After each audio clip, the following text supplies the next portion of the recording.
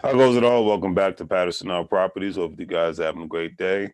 Hopefully everybody had a great and safe 4th of July weekend. It was great to just be out and about and, get some good barbecue and listen to some good music, see people with their fireworks and all that good stuff. And, people just enjoying their lives. So, that's one thing the pandemic has taught us all is just to appreciate what we have and, appreciate being alive. All right.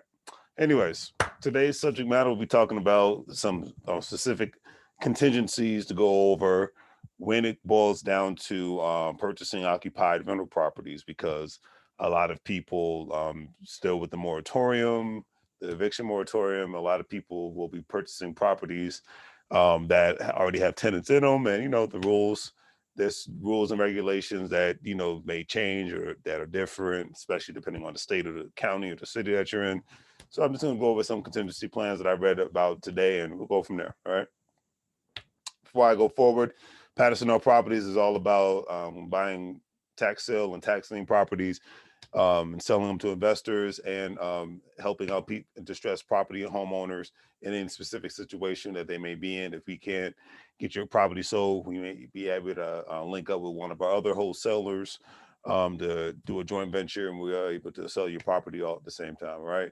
But when it comes to purchasing rental properties for investors, there are so many ways that one can go about purchasing rental properties. However, for new and current real estate investors, there are always new ways to purchase rental properties. And this article that I came across today really went into this specific subject matter. So, contingency plan number one. It's in one's best interest to obtain the current enforceable leases. According to the article, the lease is your guidebook to taking on tenants. It outlines rent payments, who is responsible for what, and most importantly, provides you with a basis for legal action should any need to be taken. Hey, I don't care what business you're in, eventually you're going to have a lawyer on retainer for something. All right. Without a lease, you're essentially inheriting squatters. Nobody wants that. All right. Just having a lease in place is not always enough, though. The quality and content of the lease is just as, if not more, important. And this is why I am all about having a quality rental property company, because at the end of the day, it's all about having your legal ducks in a row, protection for not only you as the landlord, but the tenants as well.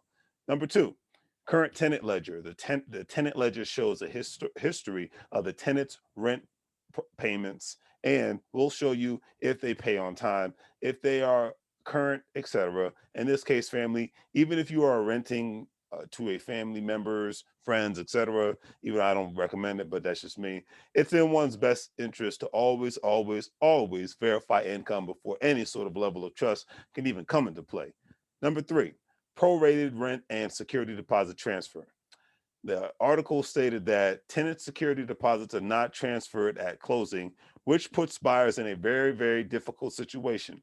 Ultimately, the owner of record is responsible for funding the deposit when the tenant vacates. So, if the lease you inherit notes $1,000 security deposit, be sure that it gets transferred to you at closing. Just one thing to take into consideration. In addition, you are obviously entitled to rent beginning the day you close on the property. Title companies should be well versed in establishing the proper proration, so lean on them to ensure you receive the proper credit. And in these situations, sometimes it's in one's best interest to consult a real estate attorney to ensure everything, and I mean everything, is in order. All right. Number four, tenant contact information. This goes without saying, family, whether you have a property management company or not, obtaining the copy of a lease ensures that one has the contact information of all the tenants that you may have for all your properties. It's just, keep the paper trail going, and it's just in your best interest. That's all I can say.